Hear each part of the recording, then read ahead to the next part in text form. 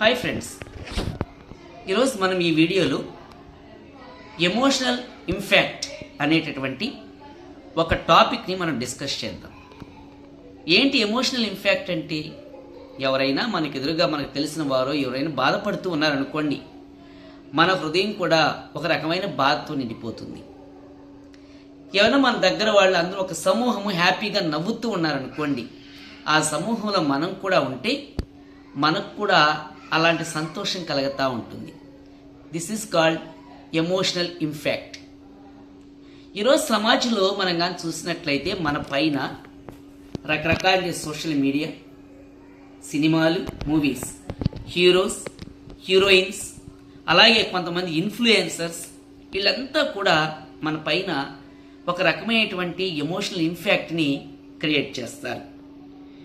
ఒక రకంగా చెప్పాలి అంటే ఈ ఎమోషనల్ ఇంపాక్ట్ అనేటటువంటిది కొన్ని రంగాల్లో బాగుంటుంది, కానీ కొంత గాడి తప్పితే మాత్రం అది మన జీవితాలకే పెద్ద ప్రమాదం తీసుకొచ్చి పెడుతుంది అనడంలో సందేహం లేదు.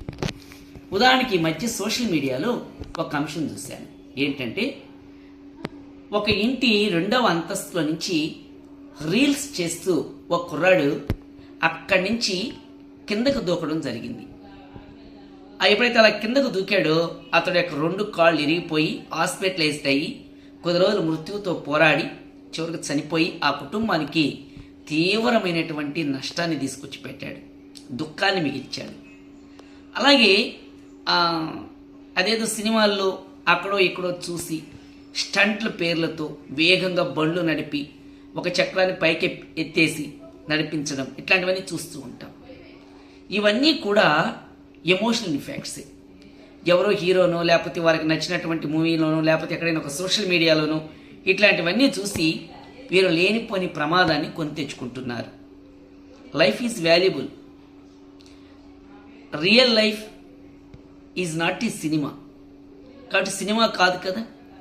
కాబట్టి మనం ఆలోచించాల్సినటువంటి విషయం ఏంటంటే, families lost loved ones, one mistake equal to lifelong regret, dreams end in seconds, pain stay forever.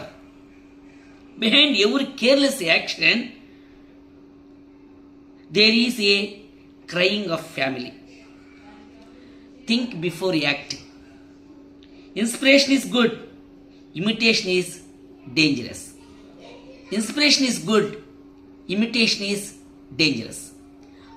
ఆ ఇమిటేషన్ కూడా మనం ఎలా ఉండాలంటే, ఒక మంచి వ్యక్తులని, ఆదర్శప్రాయంగా ఉన్న వాళ్ళని తీసుకోవాలి. అంతేగాని రకరకాలుగా ఏదో ఈరోజు యువత మరీ ముఖ్యంగా ఇలాంటి వాటికి అలవాటు పడి రకరకాల చెత్త ఫ్యాషన్లు, అనేక రకమైన స్టంట్లు, ఫైటింగ్లు, సినిమా మోజులు ఇవన్నీ ఎక్కువైపోతున్నాయి. దీని మూలంగా ఏం జరుగుతూ ఉందంటే, ప్రధానంగా ప్రాణాలపై తెచ్చుకుంటున్నారు. అవి ఆ కుటుంబాల్లో తీవ్రమైనటువంటి మనోవేదనని తీసుకొచ్చి పెడుతున్నాయి. Emotions done you not control you.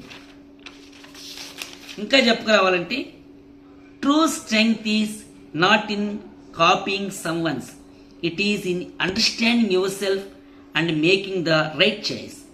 Stay safe, stay smart. Thank you very much.